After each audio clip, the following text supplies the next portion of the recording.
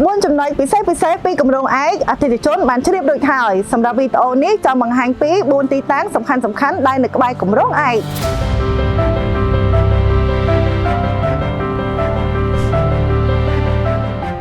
ជំរាបសួរអតិថិជនទាំងអស់គ្នាថ្ងៃនេះនាងខ្ញុំសូមលើកយក4ទីតាំងសំខាន់ដែលនៅក្បែរគម្រោងឯកមកជម្រាបជូនអតិថិជន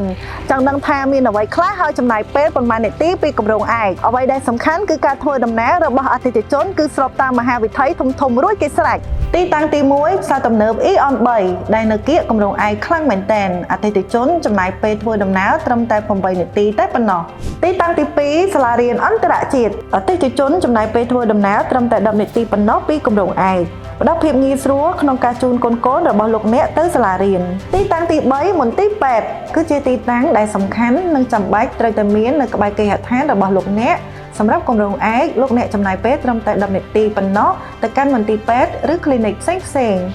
ទីតាំងទី4អាកាសយានដ្ឋានអន្តរជាតិដេជោ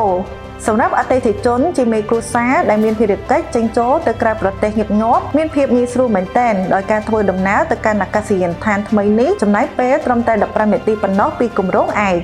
សម្រាប់ព័ត៌មានបន្ថែមសូមអញ្ជើញមកការិយាល័យលក់គម្រោងឯកដែលមានទីតាំងស្ថិតនៅតាមបណ្ដោយផ្លូវ60ម៉ែត្រឬទំនាក់ទំនងតាមលេខទូរស័ព្ទ061 29 3